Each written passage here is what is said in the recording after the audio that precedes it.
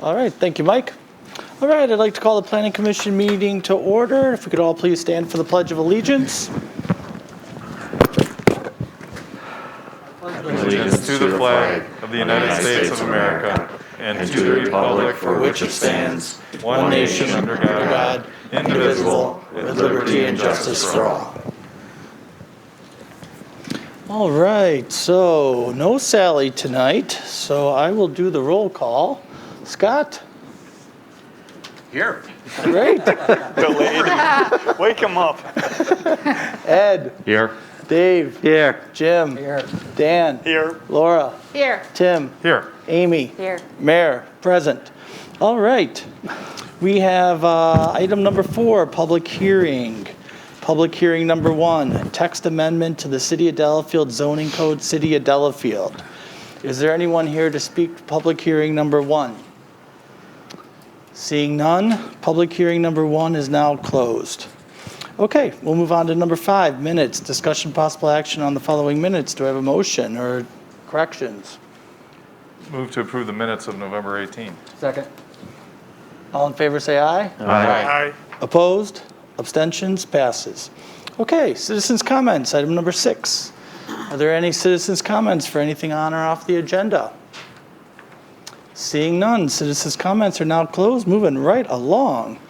Number 7, unfinished business. 7A, City of Delafield text amendment to zoning code. Discussion of past and provide a recommendation to the Common Council regarding text amendments to several sections of the zoning code, including a new definition for special exceptions, amendments to section 52.199, non-conforming lots, amendments to section 52.111, minimum lot width and lake frontage requirements in the residential lake district, amendments to section 52.22, navigable water frontage and access restrictions, amendments to section 52.136, conditional use approvals and permit requirements, and table 1, summary of lot width, setback, yard, floor area ratio, and open space requirements. That's it. All right, Amy. Okay, so we've talked about this quite a bit over the last few meetings. I guess just to be real brief, the only changes that were made since November were the inclusion of good cause that Jim had suggested in the definition of special exception. And then we also required the class 2 notice for special exceptions. And then it refers to section 52.295, which is the requirements for a public hearing. I'll just give you a heads up that after reading that section, it's a little confusing how the language is read, so I think I will come back at a future meeting and amend that paragraph. But it hasn't been a paragraph, we've discussed it all, so, and it's not, these changes don't affect that, but you'll see a future change for the public hearing requirements. And then, let's see, we switched the lake to shore instead, so just keep that in mind. Every section that refers to lake is now reading shore. So a few of those lots that are zoned RL1, RL1A, and RL2 that are along the Bark River will be included in these provisions. And then I also added the general. So a few meetings ago, we talked about adding some general requirements for special exceptions. I included them in the shore frontage provisions. They weren't in there. So instead of referring to the general provisions in the non-conforming lot provisions, I put them in both spots. So it's duplicative language in 2 locations. But since you only allow special exceptions in 2 cases, I thought that was easier than cross-referencing or creating a whole new section of the code. That is it. I have a few comments and Sure. questions. I want everybody out there to understand that, is this what we're doing right now, the special exception, only for the lake residential areas? RL1, RL1A, and RL2. Right. So all of the provisions are built into those district sections. Okay, so this is all we're doing. These are the only districts that we're Yep. applying this to. Correct. Because I want people to Yep. understand that. One of the things I wanted to go back, revisit, was the 100-foot notice to neighbors. Yes. I researched, I found some are 1,000 feet, some are 200 feet. 200 feet to me is, even 1,000 feet to me is bad, because it doesn't just affect people on the sides of you, it affects the whole neighborhood. That I feel that, and many times even in where I live, all my neighbors on my street have been notified. So, and putting it in the paper, to me, doesn't help, because many people don't get the paper anymore. So I would prefer that, and I have several of them at home where I got mailings from the city, give me a heads up that there is going to be this happening, and this ordinance or this special exception is coming up, to kind of give those people a heads up. And I would like to see that apply to this, because these homes are so close together in the RL districts that I feel that more people should be notified. And if we extend it out to even 200 feet, the word will get out. I'm not so sure that 100 feet that the word would get out. So I would recommend, so that is the paragraph that is going to get amended too. Okay. So that's a good comment to bring up. And I can bring it forward as close to the next meeting. I think the way the paragraph reads right now is Board of Adjustment notices go out 100 feet and CUs and rezones go out 300 feet. I think you should stick to one of those dimensions so that you don't have so many different variability, so much variability. Either one is up to you. I would just be a little mindful of there is a cost incurred. Well, I don't know if that gets passed on to the applicant or not. A cost incurred to related to the noticing and. I think it should. The problem I have with a special exception is that it's between a conditional use and a variance. And I feel like I'm on a razor's edge here, that I don't want to give more to someone who should actually go for a variance, that I want it to be more difficult than a conditional use. That I feel, I'm really torn about this, because I understand the meaning behind it and we've dealt with issues around the lake in the past. But that 200 feet to me is reasonable. It might not, it's more than a CU. But is it, I feel it's for the neighborhood, because my neighborhood, everybody knows one another. We're like a big family, and I feel that 200 feet is reasonable.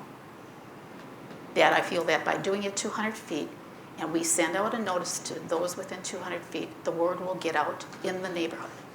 I'm not so sure it would if it's only people next to you, behind you, and in front of you. Do you object to 300 feet, or do you think that's too far? No, I don't think it's too far. Typically, even in other jurisdictions, 1 and 300 feet are the common dimensions. But it's up to you. I'd be good with 300. Yeah, so 300's fine. Yeah. Let's draft it at 300. Yeah, I would agree. Because I'm trying to look out for people in neighborhoods. Sure. Because some of these neighborhoods are well-established, people have lived there a long time, and I feel that by notifying more people, the word is going to get out. Okay. So actually, the way the paragraph's written right now, I believe we would notice it out 300 feet. It's a little contradictory in that it says 300 feet, and then later in the paragraph it says for variances, or if you go to the Board of Appeals, it's 100 feet. So I want to make sure that that's really clear, and when we rewrite it, I'll just add special exceptions specifically to the 300 feet. So there's no number in these. Right, right. But we had amendments. discussed it last time at Yep. 100 feet, so I just wanted to kind of lock that down. The other thing was the applicant's burden of proof. I think it should be sufficient, because it should be more than a CU, because you're teetering that edge between that variance. And I don't want to take power away from another entity either. You know, I really feel like I'm right on a razor's edge here between granting something that should maybe go to variance, you know. So I want to make sure that the applicant is aware that they have to bring sufficient evidence. Yeah, I So- think that part's pretty clear in there. Yeah, I think she did a very good job with it. Yeah. So under D1, you know, if you want me to just quick, it says all applications for a special exception shall be accompanied by supporting documentation that demonstrates that the granting of a special exception is justified in accordance with this section and the purpose and intent of the zoning code. Yeah, I like the Is last that part with the zoning okay? code.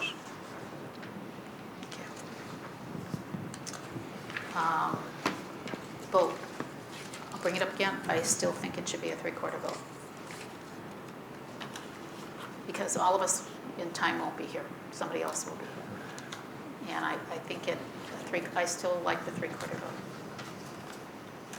Any other comments on that?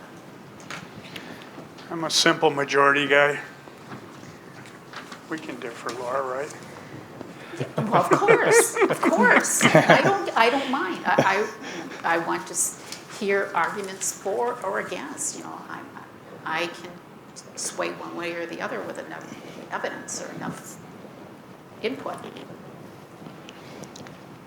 3/4 is a very high bar, right? Think so? I do. Yes. Yeah, and I don't think Very it high. should matter whether we're here or not. And everything in this city pretty much is simple majority, and I would like to keep that consistent. Unless there was some exceptional reason different to separate and differentiate. Seems like it'd be consistent, we can all rely on and expect it to be majority, and we trust our group Yeah. from that standpoint. So one or two people can't Well, hold up the whole thing. I will earnestly hope that that holds true in the future. I hope so. Yeah, based on how we get here, you know, the different, and that's all coded in the municipal code as far as what makes up this body. We're pretty well vetted, so I think, and approved, you know, each year even. Okay. I have faith that I just thought I'd bring it up. that either we'll be as good or as bad as we are now in the future. Let's hope better. One way to put it. All right, any other comments on the text or anything to add or delete, change? I thought you did a real good Yeah, job. very I just good. like to this is thank great. Amy for doing a great Yeah, job of putting this that's together. a lot to do. It's Thank done you. well. Yeah. Sure, thank you. A lot of information. So the paragraph, the amendment to 300 feet from 100 feet, is that something we can include in this, or that's for No. future consideration? It's, all Just all an these extract. amendments do is reference the public hearing section, and then I plan on bringing that anyway, because it reads a little confusing, so that'll come forward. I'll make sure I do it right away in January. Okay. Good. All right, anybody want to offer up a motion? I'll make a motion. I'll make a motion to approve with your new version next time. Dan will second that. Okay. All right, any discussion? And this gets recommended to council, correct? Yeah. Okay. Good point. All right, all in favor say aye. Aye. Opposed? Abstentions? Passes. Okay. So now we are on to new business. 8A, DELC 0804.999.008, 3272 Gulf Road, owner Shops on Agawaki Equity LLC and Shops on Agawaki Equity 4 LLC. Applicant Bear Sign and Lighting Company. Applicant seeks approval for permanent signage in order to advertise a future business operation known as F45, a fitness training facility. Is the applicant here? Please come on up to the microphone. Just state your name and business address.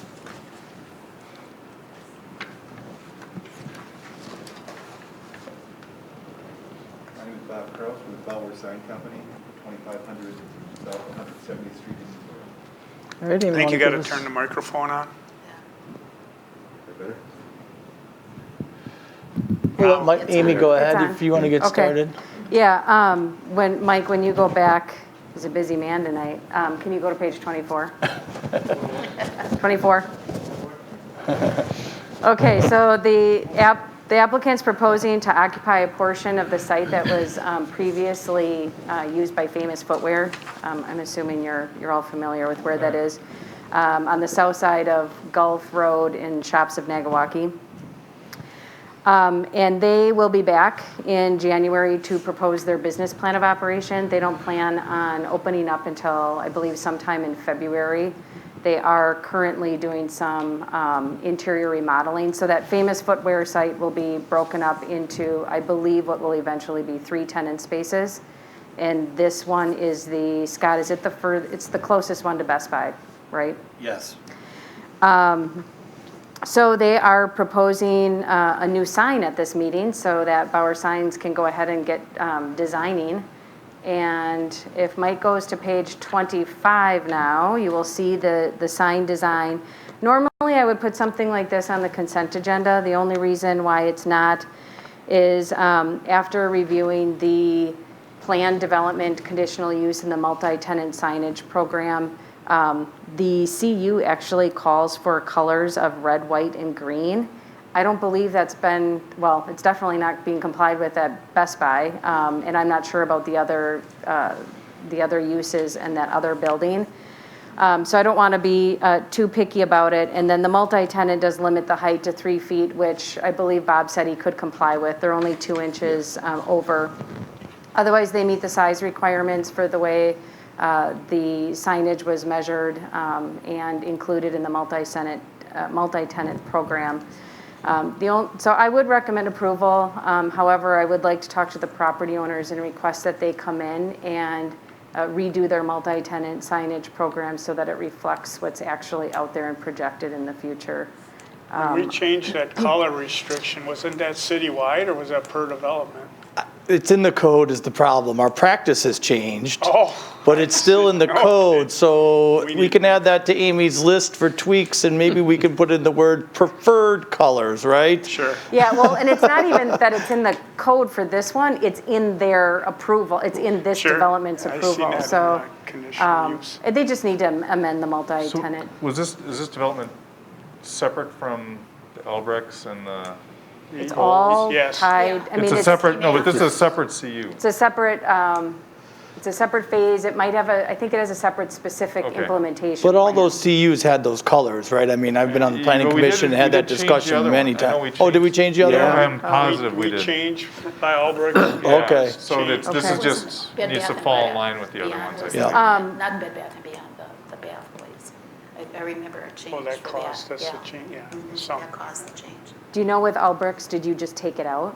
The color requirement completely? I believe so. I don't So that's remember. homework, I guess. Yeah, So we I need can to- look it up.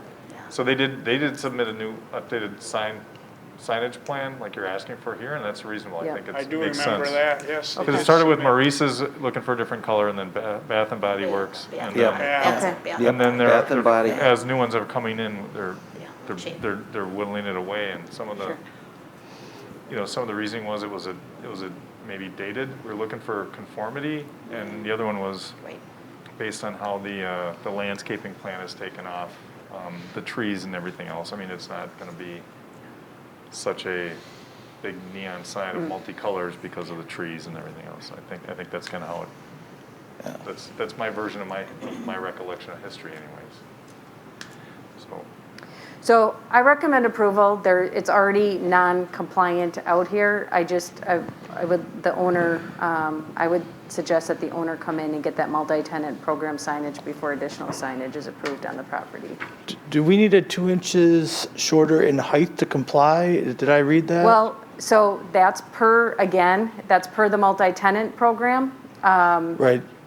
I guarantee Best Buy sign is probably tall, I mean, I shouldn't say guarantee. I would assume it's taller than, It definitely exceeds. yeah. But Beth Buy has a huge frontage, Right. so this will have a. When you small- have 3 smaller things next to each other, even if the colors aren't uniform, the size and height is good to be uniform, I would think. Yeah, so it was the original multi-tenant program for this phase, all of the signs were supposed to be 3 feet in height, and they're not, like even Qdoba it's written in the report that they're limited to 3 feet, but their sign was not 3, but then the sign was not proposed to be 3 feet, and it was approved to be taller than 3 feet as well. Oh, jeez. So it's 2 inches. Yeah. It's, they're willing to comply.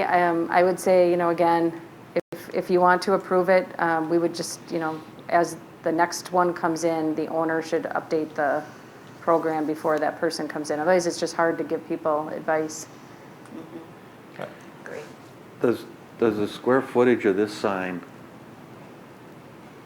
is it within our zoning code for the lineal footage of the frontage of the building? Yes. Okay. Well, so it meets the multi-tenant program. What Roger did is he calculated the frontage for the south, west, and north sides, and yes, it definitely complies. And there's, I talked to the owner, I just wanted to make sure this sign didn't take over and limit the size of The next two that would end up tenants. having to be That's my miniature. next question. They have plenty of space. Okay. So they even have enough space for the northernmost tenant to have a sign on the north side and the, what would that be, west side. Which Famous Footwear did as well. So they're fine. I'd kind of like to see it comply with the 36 inches and then just have that be a Standard for that building. cornerstone standard for the rest of the signage program that gets Yeah. resubmitted. Is that better than waiting to see if we get a signage program in the future that, you know what I mean? Was it better for you to have direction right now for 36 Certainly, inches when I spoke to with get this Amy- thing done? Yeah, we're fine at the 36 Okay. inch number. It's a little bit irrelevant Okay. necessarily in the grand scheme of things here. Will you be contacting Vanguard or whoever the actual owner of the property is to invite them to? Yes, I can reach out to them. But yes, we're okay at the 36 inch number. All right, do we have a motion so we can get this gentleman out of here? Yeah, Just I'll move- one more quick thing, Bob, just to make sure you know, the internal and external illumination can't exceed 40-foot candles measured 10 inches from the sign. I noticed that, Okay. yes, that we're okay with that. All right, I'll make a motion to approve the sign as presented, contingent upon it not exceeding 36 inches in height and the illumination standards that are in our code, as just stated, and approval by the city planner. Second. All right, all in favor, say aye. Aye. Opposed? Abstentions? Passes. Thank you for coming tonight, sir. You're welcome. So you're good, Bob, you can move forward with the sign. We'll work with the owners. What is for future. F45? It's a Fitness. franchise, high-intensity training facility, 9-round. I mean, there's many different versions of high-impact training, loud music playing, time stations going through. Awesome. I believe it's an Australian company, but I hear a lot of their advertising nationally now. Okay. And this gentleman has 3 franchises in the Just area. like to spread the word as much as we can. Thank you. Thanks. All right, we will move on to 8B, DELC 0793.049.002-.005, 411, 413, 415, 417 Wells Street, owner Point Crossings of Delafield LLC, applicant John Coots, MSI General. Applicant seeks approval to amend the site plan for the Point Crossing development, eliminating 4 parking stalls from the road right-of-way of Wells Street. Want to come on up? Mike, he's there, good. Amy, you want to give us an overview? Sure. Okay, so the applicant's proposing to amend the site plan for Point Crossing, which is the new 4-unit condominium development on Wells Street downtown. Everybody's familiar with it. It's the white building. And I'll be real quick here because it's pretty fresh. All the proposals that were considered between the Plan Commission, they went to Public Works Committee and Common Council, all reviewed a plan that included 4 parking stalls in the right-of-way of the road. I'll let John explain why they're proposing a change, but there was a plan switch in the middle of it all where the buildings were quite a bit larger, and they reduced the size of the buildings, which provided additional available parking on site. So the way the current plan is, they do have enough parking stalls within the garage spaces and extra parking stalls actually in the driveways on the property. So the 4 parking stalls that are proposed on Well Street, which are on the south side of the building here, are all extra. They're not required for the development, but they were proposed and the city did like them because that street is heavily used for parking purposes for the businesses in the downtown area. And they're proposing to remove them, I guess. The only, after reviewing the application and taking a look at the conditional use permit, the conditional use permit was very specific. So if you are interested in allowing them to remove the parking stalls, you do need to determine whether or not an amendment to the actual conditional use permit is required. I think that it would be in everyone's best interest to amend the conditional use permit because the CU is recorded and it references very specific plan dates, which all include the 4 parking stalls. So those plan dates or a more general reference should really be put in the agreement, which would require for them to go through the public hearing process to do a formal amendment. So I guess John can give a little talk, but I would just recommend that you determine whether or not you feel it's appropriate to remove the 4 parking stalls, and if you do, whether or not he needs to go through the conditional use amendment. Just one question on that, Amy. You put it out in your report that if it's a substantial change, then it requires an amendment. Is that true? Yeah, so there's a condition that says substantial changes need to go through the conditional use amendment process. If it's deemed non-substantial, they can go through a building permit. The problem with that is this isn't the type of thing that goes through a building permit process. It's a site plan issue, not, so I think that condition is referencing more minor building changes that Scott would normally review.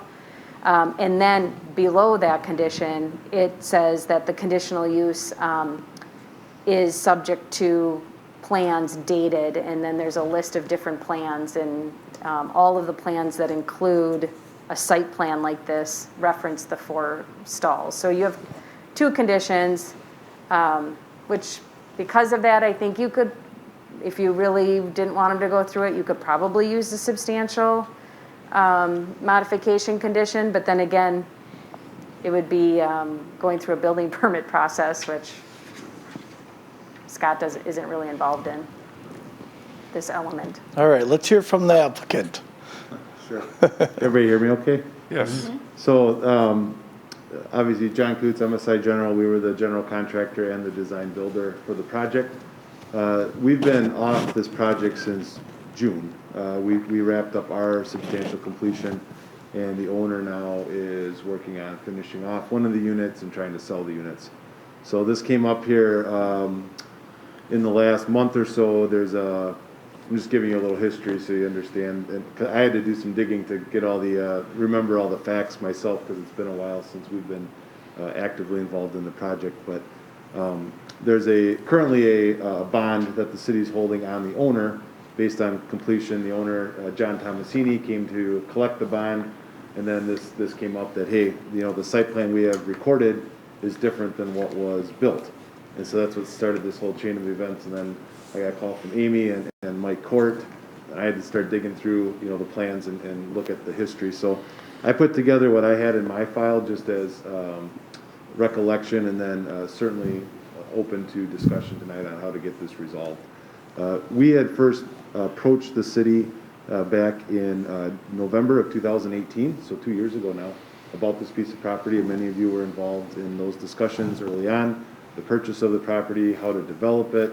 It was a conditional use project. We originally came to the Planning Commission on February 27th, 2019. At that point, we had a conceptual plan for a 3-story building with a footprint of 6,207 square feet.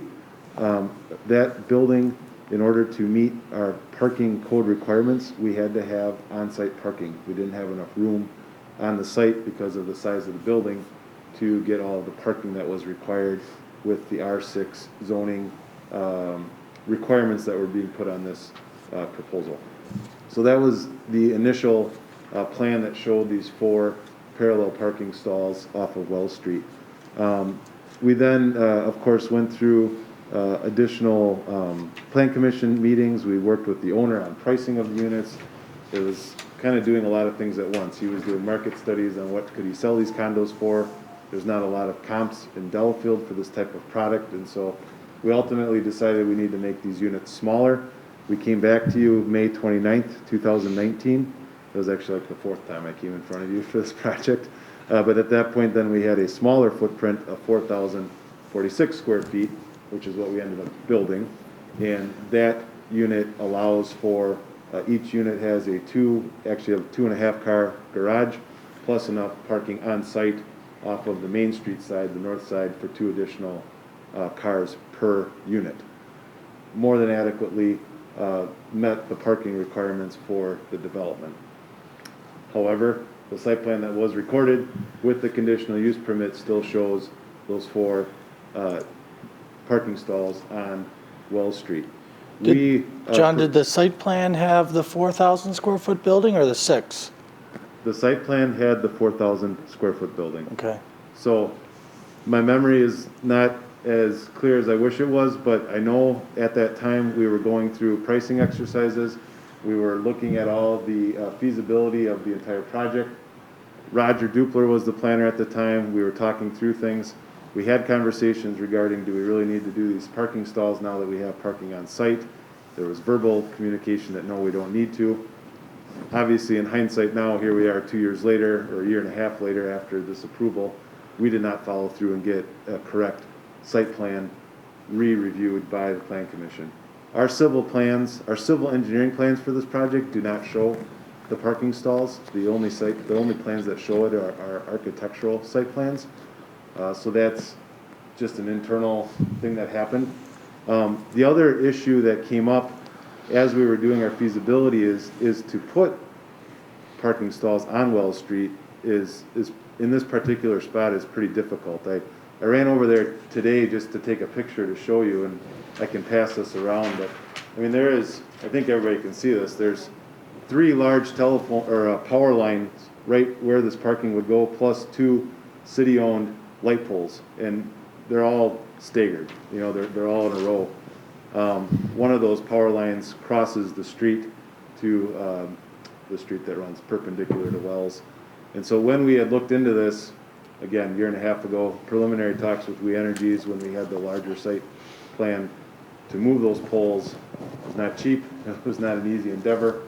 And so somewhere along the line between, from my recollection, May when we had that Plan Commission and October when we started the project, our team was under the impression with our civil engineering drawings that we did not need to do those parking stalls anymore.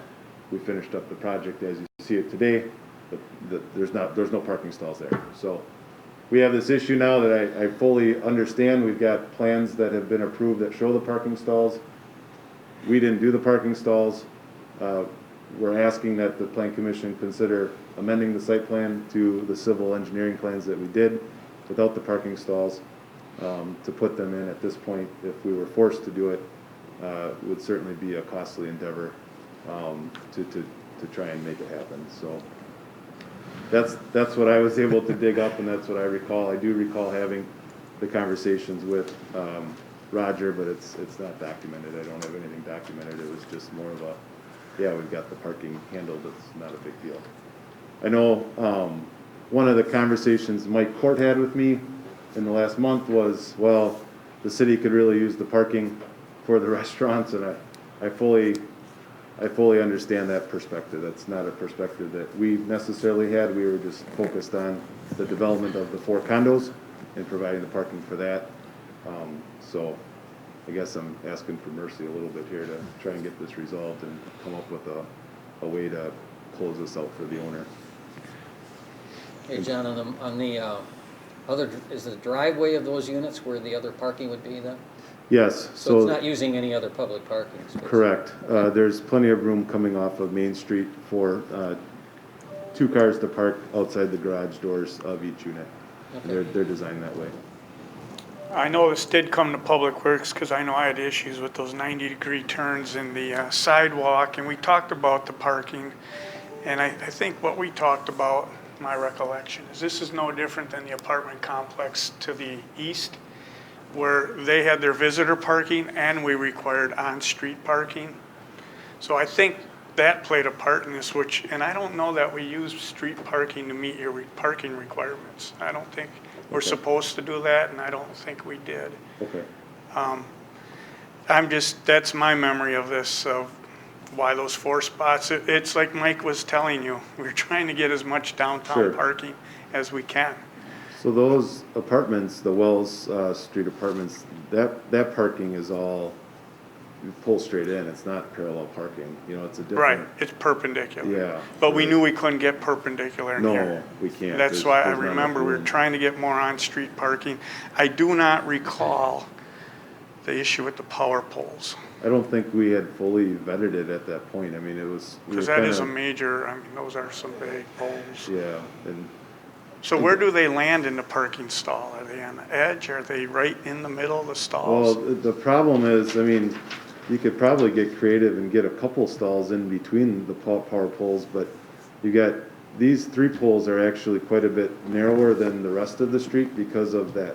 There's like an extra pole that was put in because of the street that kicks off by Hawks. Oh, that driveway, that's a Thank you, driveway. Hawks Inn. So this is like an extra power pole compared to the rest of Wells. And then you've got these light poles that are also staggered, whereas when you get further down the street, the light poles all line up with the telephone, or the power poles and the light poles they line up next to each other. Whereas this part of the street, probably because back then there was just a house there and no one really thought about it and everything's staggered. So there's quite a bit of infrastructure that would need to get shifted, even if you were to put them in. Is there a sidewalk and curb there now? There is a sidewalk and curb there. The sidewalk goes all the way down around the corner. The issue I would have, I don't like the fact that you would have to put these stalls in to benefit the businesses, when to me, it should benefit the property owners that paid for visitors, for deliveries. Yeah. And has it been a problem yet with people parking along the curb? Not, I don't know. I mean, Maybe. They're not occupied. When we were I doing. don't Yeah. think you No, can no, fit no, I that meant in for the there. businesses. I don't think there's any parking along that area I currently. don't think you can parallel park on that road. There's no room. Yeah, Okay. the parking kind of stops at the edge of the The apartments. problem then comes in is for deliveries, because you know the trucks are gonna wanna pull up in front of the place. For the condos?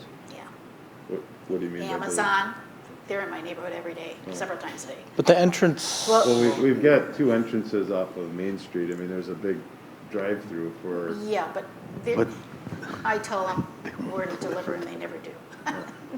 But I think the addresses must be off of Main Street, Yeah. because that's where they have clear driveways that go into each unit, Yeah. right? Are your addresses? the addresses are off of Wells. Off of Wells Street, Wells. and that's where they'll deliver. See, and Right. That's interesting. Yeah, that's the problem I'm That's what was having. assigned. Yeah. Um, I don't know. Again, we didn't design for Amazon deliveries. I can see not wanting Yeah, them not to have to pay for, put in parking spaces, but my concern is for deliveries, because I know that so many people order, you know, and you're gonna have trucks pulling up, and where are they gonna park? Is there enough room, you know, they're not Yeah. there for, what, maybe 5 minutes at the most, but still it could interfere with traffic, and Sure. does anybody know if that's all within the city right away? Well, yeah, that's a good question. When you look at if you can zoom in on the plan that's on the Talking about the screen. parking stalls? Yeah. Yeah, It's that's all in the city right away. The Parking- dashed line is the city Is the right property away. line. Yeah, I was gonna say, if it was parallel parking, it would all Yeah, be. I'm not committing to anything, but I know when the city Right. asks We Energies to move power poles because of infrastructure improvements, We Energies does it at their cost. Oh, it's a tremendous cost for these poles you'd be looking Yeah. at.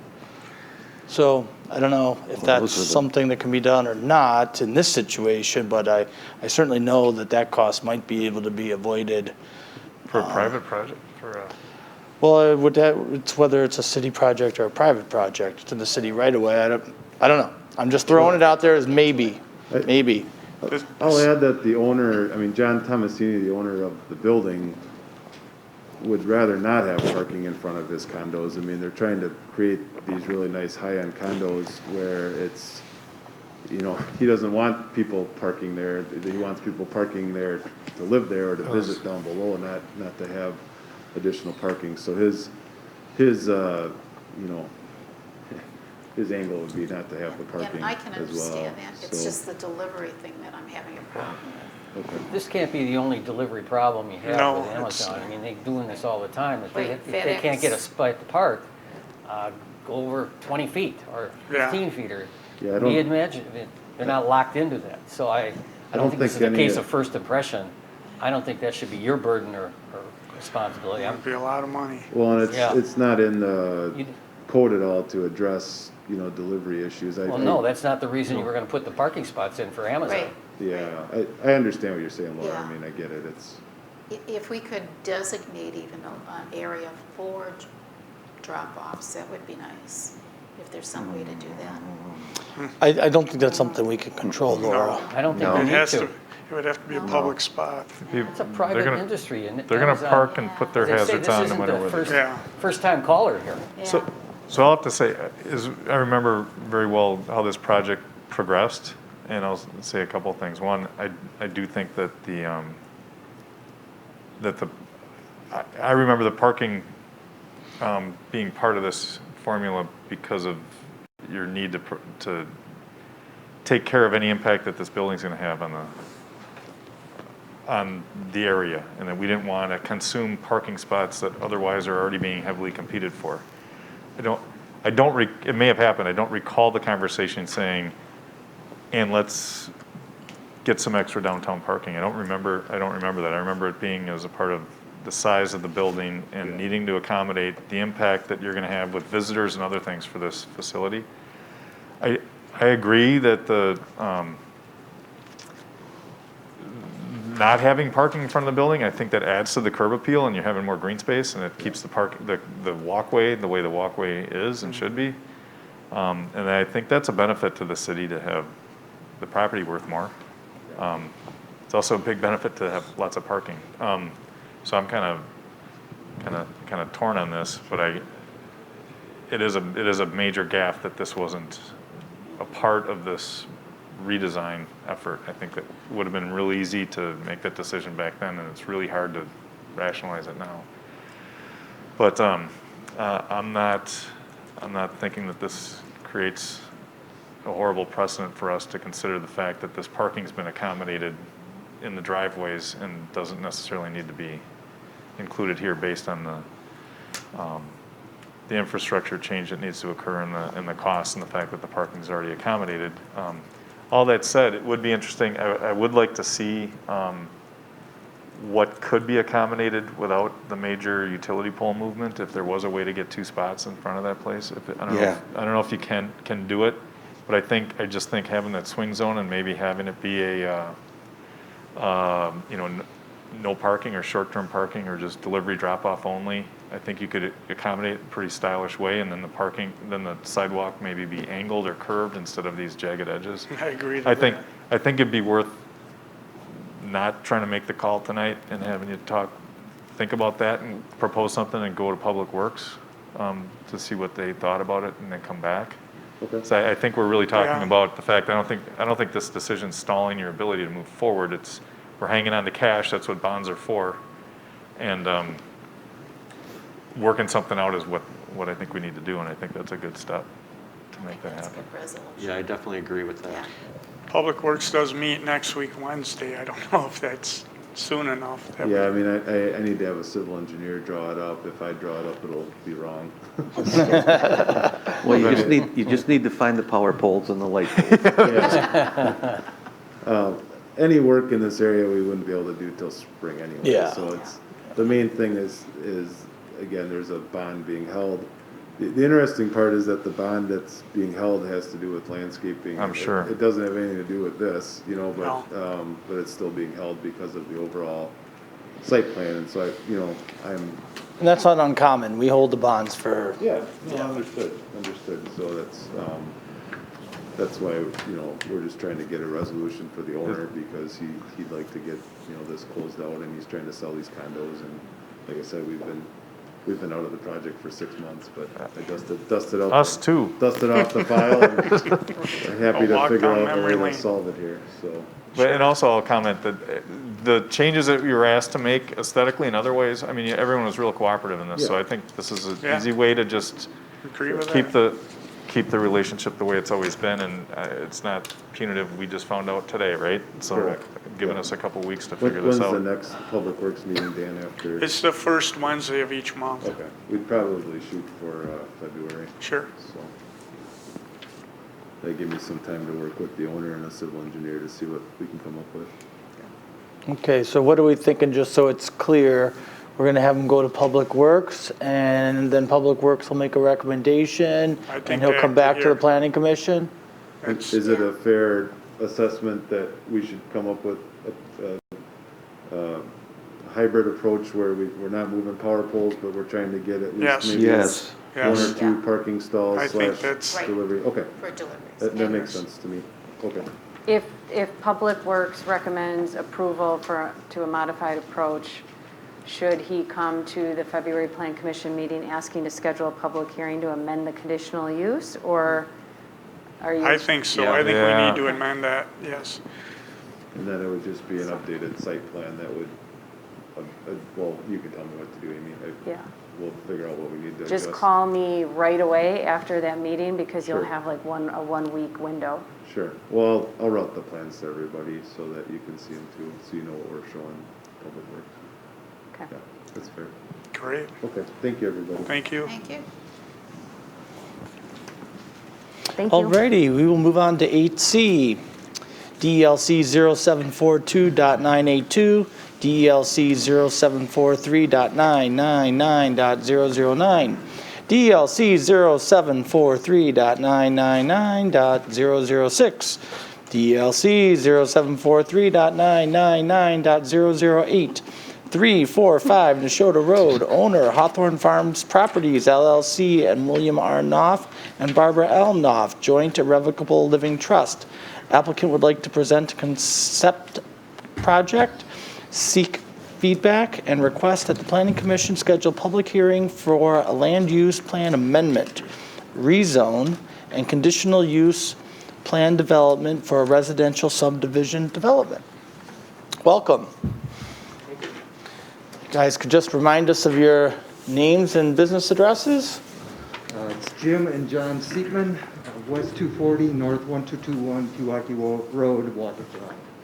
Amy, you want to set it up for us? And Sure. Okay, so I did write a staff report, which is in the packet. I'll try to be brief here, and then I'll give you a little overview and how it connects to our ordinance, and then let Jim and John provide any detailed specifications that I don't include. So they are proposing a single-family conservation subdivision, which would be part of a plan unit development at a density of 1 unit per 2 acres on property that was previously owned by the Knopfs west of, is it Lakeland Road? Lakeland Road and north of Neshota Road. And, well, actually north and south of Neshota Road. They are surrounded by the village of Neshota to the east. There's a subdivision or a few subdivisions. The lots closest to the development are about 1 acre in size. St. Joan of Arc Parish is located to the south of the development. Then to the south of that, you've got that, I don't know, there's a wooded area, but then there's also agricultural land owned by the Gale family. They generally preserve agricultural land. You know, there's no conservation easement on the property, but it is agricultural. Then to the southwest is Mission Prairie subdivision. And then to the west of the development is the village of Summit. It's currently agricultural, and there's actually quite a bit of natural area, wetland, open space that will probably remain. And then to the north of the development is a property that has pretty limited access. It's hard to see on the map, but right now, if you remember, because this actually did come forward a few years ago, that property only has access through a narrow strip of land through the village of Oconomowoc Lake, unless they get access through this property. So that is something that should be considered. Right now, and then Park Lawn Village apartments are north of 16, and you have the railroad tracks directly north of the development. The property is served by sewer. The existing land use plan has it in an agricultural category, which is intended to be used for agricultural uses. The plan does anticipate that these agricultural lands may transition into residential uses. However, the plan recommends that the category not be modified to a density greater than 1 unit per 2 acres. So we're recommending that they, if you support the development, that they amend the land use plan to the rural estate category. The conservancy lands would remain as is. Those are wetland, floodplain, and then some upland, isolated natural resource area. The land use plan also does allow for the upland, that is upland isolated natural resource area, to be provided a density credit of 1 unit per 5 acres. They are proposing to use that credit, but they will not have any development activity in there. Their intent is to preserve the natural areas. And the existing zoning category is in the A1 agricultural and residential holding district, which requires 3-acre lot sizes. They're proposing to rezone it to RE2, which would be a 2-acre minimum category. And then again, the planned development would allow flexibility with those lot sizes. And the conservancy would remain. There was a similar development that was proposed in 2016 by Peter Ogden. That development included 43 lots. The Plan Commission did ultimately recommend approval of a rezone and plan development. It never came to fruition. The Seatmans are proposing to develop this in potentially 3 phases. And so phase 1 would be on the north side of Nashotah Road. Jim's pointing to it. It would include the cul-de-sac and 22 single-family lots. Those lots average at 28,360 square feet, which is just over a half an acre. The plan development requirements in the code require that lots be at least a half acre in size, which they'll comply with. They'll have 51.8 acres of open space, which is 75%, which is very significant, and they do comply with the minimum 60,000 square feet per lot open space requirement. So I should maybe clarify that. The district requires 60,000 square feet open space, but if you do a planned development, that can be transferred to the common open space areas, not on the lots, which they are complying with. The cul-de-sac in this phase is 1,774 feet long. Any cul-de-sac longer than 400 feet does require Plan Commission approval, so you do have to act on that specifically. Not tonight. They are proposing, we did have a meeting and fire chief was there, and they're proposing an emergency access point at the end of the cul-de-sac that would join up with Nashotah Road, which he thought was reasonable. Then at a future date, they are considering a phase 2, which is on the south side of Nashotah Road. Well, he's pointing to the north side of Nashotah Road, but yeah, south side of Nashotah Road, which will include 24 two-family condominium units. So 12 buildings, 24 units. And again, they would use acreage from the north side. So you can see all that open space area. They would use that acreage in order to meet the density provisions on the south side of the road. They're also, and this would likely be developed as a condominium where all of that green space you see would be common open space, and then they would just individually own their unit areas. Is that a correct assumption?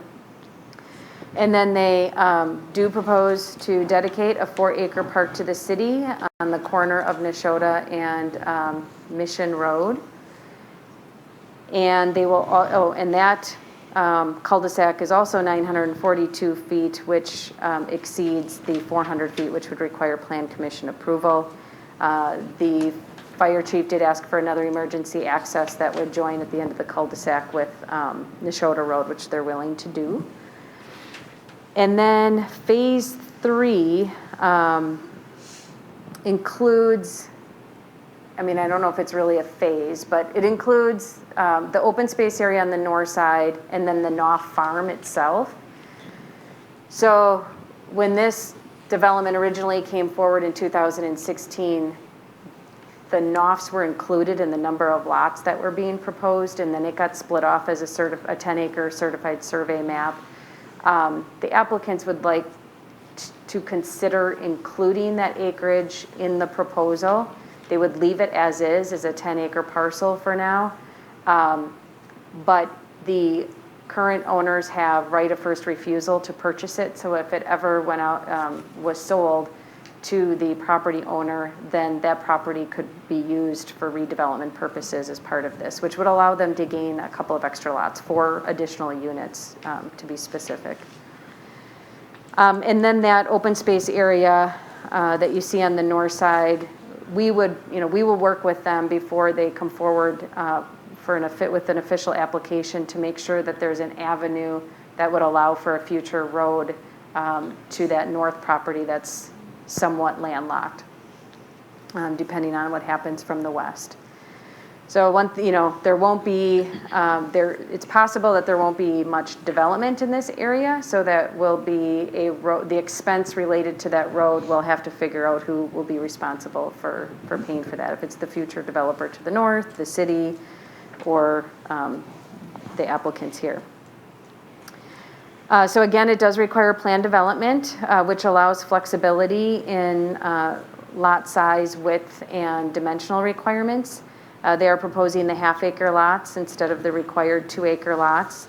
They're proposing a width of 105 feet rather than 200 feet. They would propose 20-foot side and rear setbacks instead of 30, which would be typical once you get into a smaller lot size.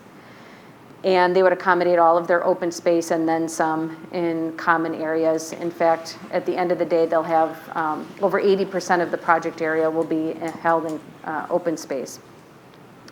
There is no floor area ratio requirement in RE2, so I did talk to Jim Seatman today. We'll work with them to come up with a proposal for the next meeting, because typically an RE2 zone lot is big enough where floor area ratio isn't really a factor, and now we're talking about half-acre lots.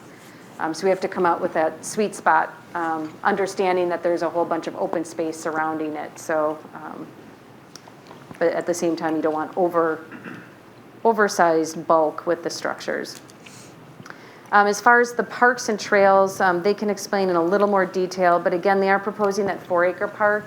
It is on the park and open space plan. It's actually designated as an 8-acre park being recommended. However, that was well vetted during that previous development in 2016. And the Plan Commission did support a 4-acre sized park. And they did have several conversations and informal meetings with the park committee. I don't believe the park committee took formal action, but it appeared that they were supporting the 4-acre park as well.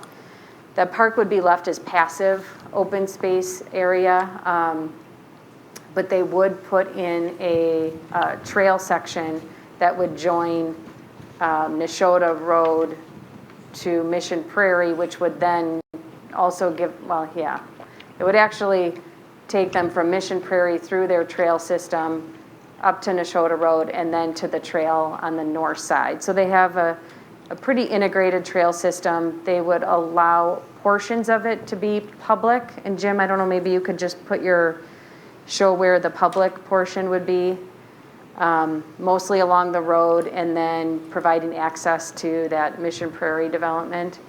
And then the internal trail system on the north side that extends behind the single family lots, they would prefer to be private, to be used by the people who live within the subdivision. Let's see. I guess the other thing, oh, I did not bring up the barn. They are proposing an amenity barn in Phase 1 that would be used for private use for the owners of the subdivision only. So it's not a commercial event barn type thing, but just an amenity for them to have and to build that rural character that's compatible with the surrounding environment. So what else? The engineer, Mike Court, city engineer, did review their proposed stormwater facilities, or at least the locations that they are proposing them to be in, and did feel that there's sufficient area. They obviously have to go into detailed engineering in order to do a full review. I think that's all I have for now. I can, if Jim or John, if you have anything to add or if I missed anything, feel free to discuss. If you don't mind, I uncover so you can hear me. Sure. So some just big picture things. This is a true conservation design, and that's why you're seeing us go more to the half-acre lots.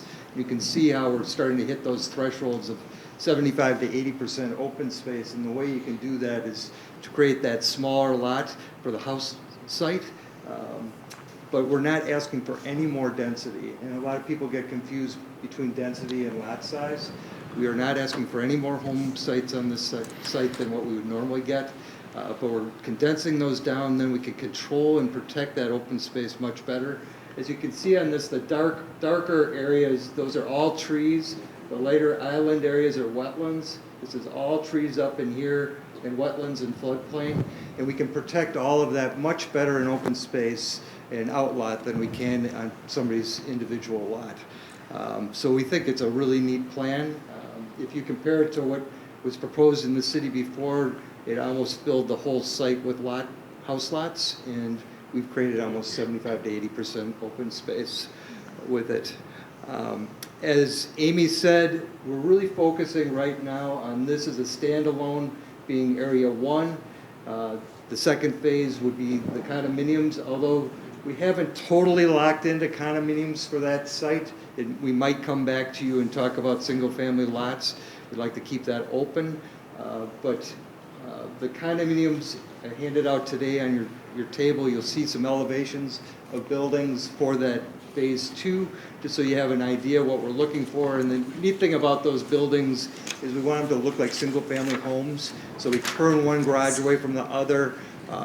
We have an idea, because we have so much space here, which is unusual in condominiums, we might be able to add a third-car garage onto them, which no other condominium project in the area has a third car installed. So it'd be a real added advantage, I believe, in marketing the pieces there. So this is kind of Phase 2, and as Amy said, we're taking the density from across the street and pulling it over. Amy also talked about Phase 3 and that road. We are willing to create some type of easement or document to protect the city, to make sure that we'll have access to the lands to the north of our property going forward in the future. As far as the phase that we're in, these lots, all of the lots in here, this open space, just to give you a sense, it's over a football field wide between the edge of the pavement and the backs of those lots. So we're really pushing this cluster back and keeping it condensed in the piece. Amy talked about the trail system. Everything is 8-foot wide trails, with the exception of that one emergency access, which we'll have to redesign it slightly to be able to get the emergency vehicles appropriately in and out, but we'll work with Public Works and the fire department on that trail system to make sure it works. The feel for the subdivision, as Amy talked about with this barn, the vision here is to, we have a church across the street. Their worship area looks right over at this site. I know they've been very concerned about the impacts of this development, and so we want to keep kind of a rural flavor to it. So the vision would be to put up a red barn with white trim, kind of a classic Wisconsin barn in this location. Possibly the Kentucky black railed fence along Neshota Road to kind of give a sense of place for it with the trail system through it. The barn, our hope is to create somewhat of an agri-hood feel, where they might, as neighbors, be able to put some community-type gardens up near the barn. It's not there to be utilized as an event barn or for large functions, but they might have a barn dance just with the residents there, something fun with it. But it's not for outside storage of any kind for other people. We have an extensive trail system. This upper part used to be a quarry, and it's kind of restored itself into kind of a natural area that's pretty interesting in nature, and we'll get the trail system through there to be able to walk around in that back area, which I think could be a real amenity. With COVID, it's been really interesting. We've done subdivisions with pools, clubhouses, lots of fancy amenities, but the number one amenity in the last year has been walking trails. And we used to do walking trails with just grass, and people just don't use grass trails like you'd think they'd utilize them. So the anticipation here would be to do 8-foot wide walking paths that would be paved. The outlots would be managed by a homeowners association, but it would have an undivided interest by each lot owner, so the owners would truly own that outlot. My goal is really long-term is to hopefully make this truly all a community, so the condominium people will be able to walk over into the residential area and vice versa, so that they're really connected and interconnected between the two. As far as the park, as we talked about, we are going to the park board next week to have a discussion with them on the park itself and the trail system. We know that the trail system, we need to get from Mission Prairie down here up to this location here for sure with a public trail to connect and get connectivity in the community. And there's been some discussions about kind of a quasi-public ability to get into these other trails. We've done trail systems like this in Heartland quite a bit where we've kept them private, but we don't put big signs out saying no trespassing, and we allow people to go back and forth on those trails. So that's our vision for it, and we're not going to be out there policing these trails. Values, as we go forward, we believe the lots, the single-family lots will be in about the $185,000 to $200,000 range. House lot packages in the $700,000 to $1 million range once a house is constructed on the lot. As far as the condominiums, if we use the template that we have right now, those units would be about $500,000 to $600,000 a side, or so you'd be roughly $1 million to $1.2 million for the building itself for those. So, as the mayor read, we're really hoping that you like the project and that you might recommend that we can move forward on a rezoning in the land use amendment. I, for one, like the idea of the open space that you have there. You know, you could easily come back and say, hey, we just want to pack this full of houses, and, you know, I'm not saying there's not an appeal to that with markets, but, you know, I think what you're doing is you're respecting the land and what you have there. It's more appealing, at least in my vision, of what I can see here. So conceptually, I like what you're putting here. I like the idea of the trail systems going through here. It gives residents in that area and public something to do, somewhere to go, something to see. And, you know, working with making sure that, you know, it's appealing, that, you know, the idea of what the church might see there, you know, keep that in mind, obviously. I know you're going to. That'll be important to putting something forward that way too. But, you know, conceptually, like I say, I like what you have on print right now. To add to Ed's, I like the project. My only comment is, I think you need a trail along the Shota Road on the south side. Because if you've ever walked a dog at 5 in the morning, you don't want to be walking around in the backwoods. I hope this trail would satisfy you to get from... Not at 5 o'clock in the morning, and not if my wife has to do it alone. Don't you want to get away from the road? Not at 5 o'clock in the morning. I heard you. I'd like to know how many wives would like to walk the dog at 5 o'clock in the morning back there.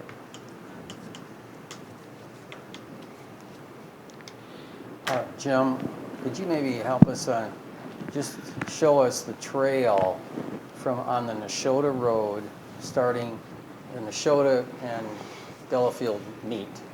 You're going to be going on Neshota Road from the east to the west, and that is where the public trail is. That's the 8-foot public trail up into the condominium, the planned condominium area. Do you cross the road then to get to the next trail to the condos? Correct. And then this is public trail right there, all the way down to Mission Woods. Okay. in Mission. So the public trail does go from that point of entrance at Neshota Road all the way to Mission Prairie? That's correct. That would include part of Mission Road then? Correct. And if you look on your comprehensive land use plan for the parks, the park plan shows a trail system that could interconnect down here. And that's why instead of keeping it on Neshota Road up here, we dropped it down. It gets us to this point, and if there's a future connection to the south, we could make that easier than if we followed up here. And then there would be a connection here up to the 4-acre park. That would be public.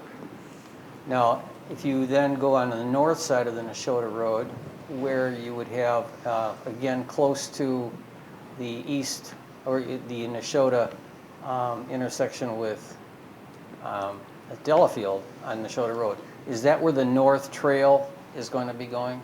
The one that is? Here? Yes. There's a north trail here. The plan, your park plan shows that there's an old interurban trail or system right up here that they would like to connect to. So from here to here would be appropriate to be public as well if that connection ever goes to the east from there to Highway C. Well, I think from an historical standpoint, and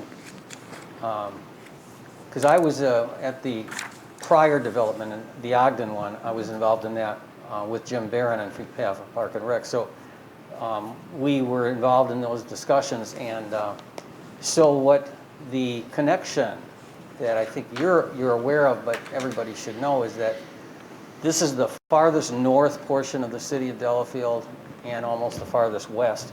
So this northwest quadrant, even though it's very kind of rural and isolated as it should be, this is an important hub for connecting those trails.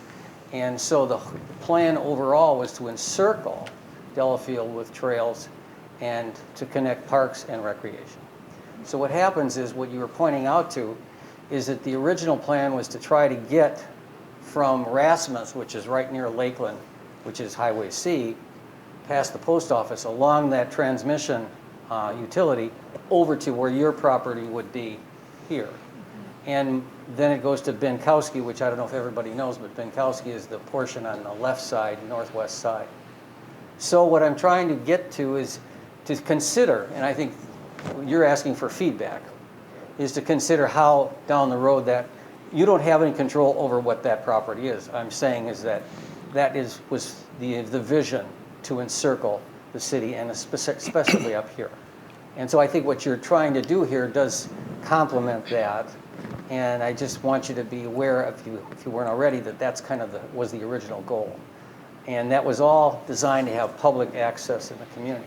Now, one other thing that I think everyone should know is when Jim and I met with the Ogden people, and that resulted in a discussion which led to, if you have ever seen during your due diligence on this, there was a project summary prepared on July 13, 2016 by the city, I believe it was SEH, and it was a project summary of this area for Ogden at the time. And I would encourage, as part of our feedback, to look at that, simply because it really provided a terrific outline, I felt, of the issues and the facts and criteria to be considered.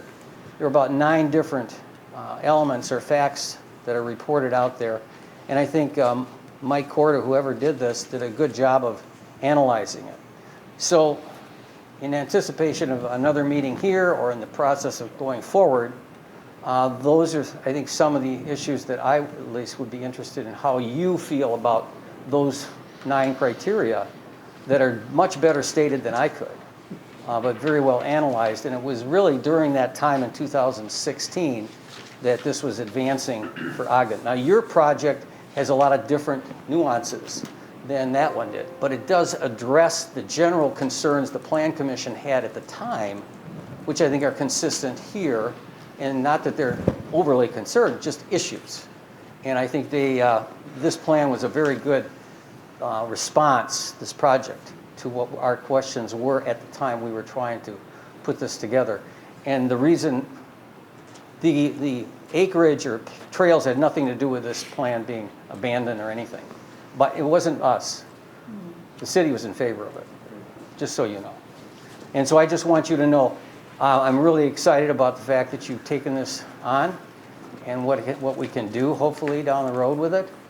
And as chairperson of Park and Rec, I'm looking forward to discussing it further with John at our next meeting. And we'll talk more about the public access to the trails at that time that we would have an interest in as Park and Rec. But it's a guide, but I'm really glad that you've undertaken this responsibility and brought it forward to us. And I'm looking forward to seeing you on next week. I do have that report, and I believe that everything that we have in this plan meets or exceeds those goals. And that's exactly what I was hoping to hear from you. I think we'll probably need a little bit facts to be presented. Go through each of them. We don't have to do that necessarily here, but I really think it's a really good starting point or advance point to get us to the next discussion. Because as they say, it's done much better than I could have done. Okay.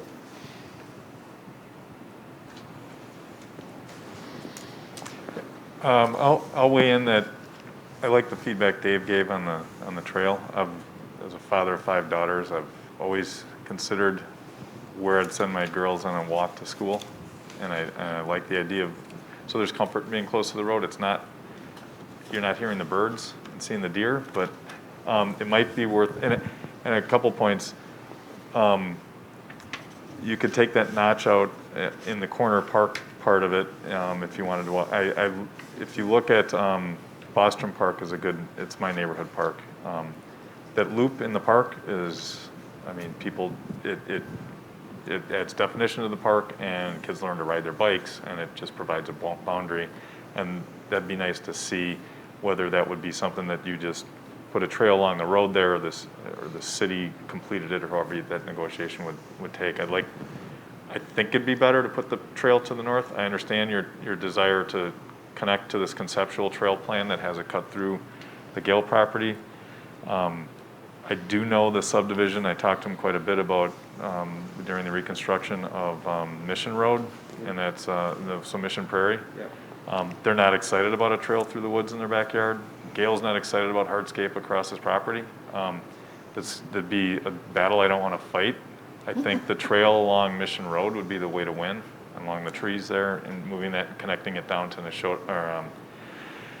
Mission Avenue then, later. He's already talked about a non-impervious surface trail along the east side of his property from Bostrom Park up to Mission Avenue with us, which would connect that then, and give that same dotted line connectivity. And I can share that with Park and Rec, that discussion and that.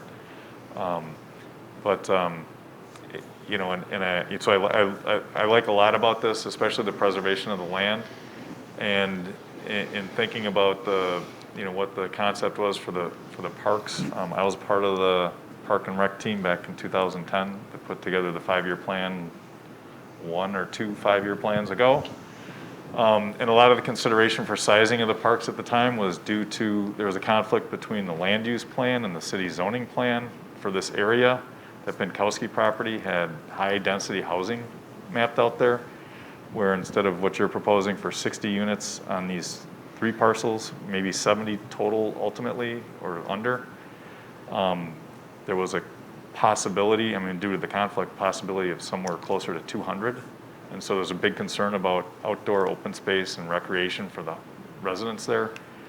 That goes away with this kind of spacious environment. So I like the 4-acre park. I think it's right sized, and the access to the trails for this community serves them well. And more trails, more better, as far as that hub that Jim was talking about. Just some consideration, I guess, about the eastern trail between Neshota and Delafield, and how there could be language drafted for future connectivity to that possibility of getting down over to Highway C by the post office would be consistent with, I think, with everything that I've seen with the Park and Rec goals, for trails at least, in that area, until that Minkowski property gets developed too. I mean, this is all, we got to think out 30 years, because that's what we do. But I love the idea of what you got in the setback with the church. I've been a member of that parish for 20 years, and they'd love to have that full of kids going to their school. So get it rolling. I agree with what everyone said. It's very well done, and I agree. I could see moving forward with it. I like all the green space. Yeah, it's very Nice. well done. Nice. And it's an example of where we're following the code, but we're, through conditional use, we're allowing clustering, which is giving us a lot more green space and open space. And it helps bring down the unit costs for the developer and the infrastructure of the roads, so that they can sell them at a price that they can get in this area.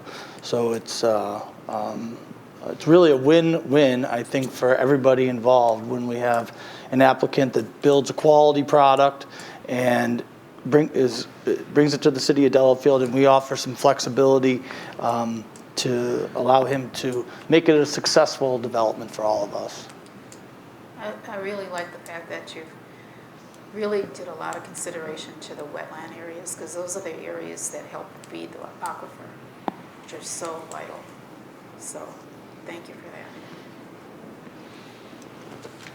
I think one final remark for me is that because of the uniqueness of where this location is, it's not highly populated. It's really a very unique spot. You have adjoining neighbors, both with Glen Park and Mission Prairie, and then there's another one right clustered together nearby.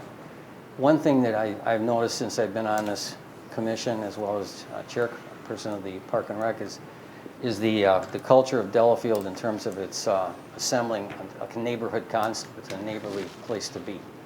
And I think that, even though it's a rural spot out there, you have a very significant neighbor surrounding you and extending it there, and to keep it open to the public and to the community. And what we did, or what the project summary was in July 13, 2016, and what we had done Park and Rec in the prior plans to get this public nature together of access, whether it's a trail or it's to a park, is to keep the public in mind.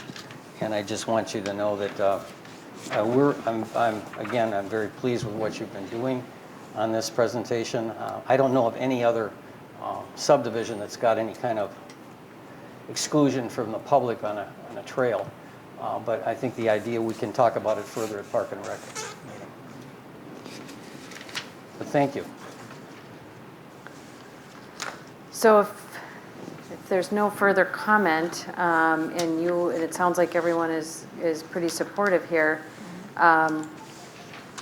you could consider, I believe you have to make a motion to consider, or to schedule a public hearing. Yep. But they do need a land use plan amendment and a rezone, and land use plan amendments require a 30-day notice period, and February is a short month, so we would want to do that tonight in order for them to be on the February meeting. And then you could also schedule a public hearing for the conditional use. They do have to provide some more detailed information, but I could work with them to get that ready if you're interested. We could do a public hearing for the rezone, land use plan amendment, and the conditional use in February, and if it turns out they don't have enough information for the conditional use, that could be held over too. Yeah, I'll make a motion to schedule the conditional use, land use, and rezone public hearings at the next available opportunity. Second. All right, any discussion? Hearing none, all in favor say aye. Aye. Opposed? Abstentions? Passes. Thank you very much. Thanks, Jim. Thanks, John. Happy New Year. Same You to as you. well. You'll be hard at work for the next 30 days. Looks like he already was. Yeah, it looks like there's been some work done already. Okay, we will move on to 8C, City of Delafield text amendment to zoning code. Schedule a public hearing for text amendment to the City of Delafield zoning code specific to boathouses. Amy? Okay. So in the packet, you will see a proposed amendment from the boathouse section. This is a result of I don't know if you remember, but we had a boathouse request come to the Plan Commission several months ago, and in response, Dave Greenway had proposed some language to be more clear in the code. For example, I had interpreted the DNR guidance document to be their very current technical standard for rain gardens, whereas it was the intent of the city to use an older, simplified guideline document. So we're referring to that document specifically, and then also making sure that it's posted on the city's website so that it's easily accessible to applicants. And then it also clarifies that an engineer review is only required if an applicant proposes a different type of device, water catchment device, rather than a rain garden. So the city engineer would not need to review the rain garden. And then there is also, we also reduced the number of native species required. I believe it was, and I apologize. Really high. It was 14 or something, and now we're 12. proposing 5, which the reason why we're proposing, or why I put 5 in there, it comes from a DNR biotechnical bulletin document for shoreline vegetation, and a lot of these rain gardens are really small in size, so 5 species should be plenty. So I think that's mostly the change here. I do see that the packet does not include the language that's being removed. It's on the screen, Mike, if you want to scroll down. I just want to make sure you guys know what's actually happening here. Or no, shoot. He doesn't have it either. It's on my computer, and you don't have access to that. When you do things on track changes and you convert it to a PDF, you lose the track changes, and that's what happened. I can send it to you. For the most part, it has to be scheduled for a public hearing anyway, and you can see it at the public hearing, but it's minor. Sounds good. Do we have a motion to schedule a public hearing? Motion to schedule a public hearing. This is Dan. Second. Great, all in favor say aye. Aye. Opposed? Abstentions? Passes. All right, we will move on to number 9, zoning and ordinance revisions. Items recommended for discussion. Fences.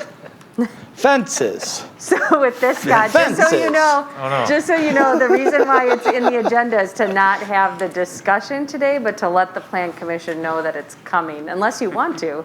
No. Before?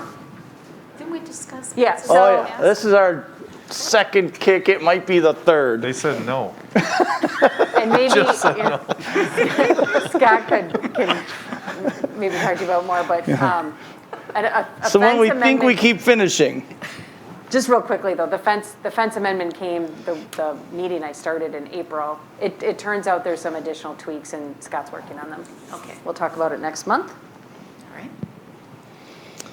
Alrighty, we'll move on to number 10, reports to city officials. Clerk, Planning Commission meeting dates and deadlines. Meeting January 27th, 2021. Meeting submittal deadline is January 12th, 2021. Refer you to correspondence. 10B, planner. Consider moving March meeting date to March 24th at 7 p.m. Is that what's the So- conflict there?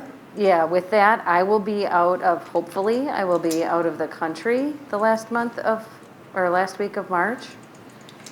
So I am hoping that we can move the meeting up or to a different date, or you can get a replacement planner.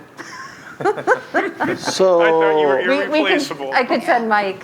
I'm sure he would be, Do we want to just move it to the 31st? What does it do for deadlines so we've got February is a short month, right? And so if someone gets some resolution that they want to carry over for a month, does that nip somebody? I mean, does that push is this going to impact someone's timeline by a month? by now? No, so what I'm proposing is Just move it out a week. the normal meeting date is March 31st. I'm just asking to move it up to March 24th. Oh, okay. I don't think you want to cancel a meeting in March because that's already a long No, I know, but I'm month. saying if there's a approval in February, someone might be counting on. Does that give us enough time to notice Yeah. for the, It does, because March is a long month. So the 24th would actually be like a normal cycle. okay, all right. 31st is a little bit Oh, Just longer. if someone, That's true, if it's someone just- just has a little bit more of a hurdle to jump over, that's fine. I just don't want to eliminate the. No. Yeah, I'm possibility. fine with the Okay. 24th. Yeah, works for me. Yeah, because All right, do we want to make a motion on that, or we probably should? I want to make a motion to move the March meeting from the 31st to the 24th. I'll make a motion to move the March meeting from the 31st to the 24th. Thanks, Ed. Tim will second. Great, all in favor, say aye. Aye. Opposed? Abstentions? Passes. Okay. C, building inspector. Nothing to report. Oh, boy. Thank you. All righty, we will move on to number 11, adjournment. Seeing no further business, we are adjourned at 8:31, and everybody have a safe New Year. thank you. Happy New Year. Let's hope Comes it's better than fast, this doesn't one it? was.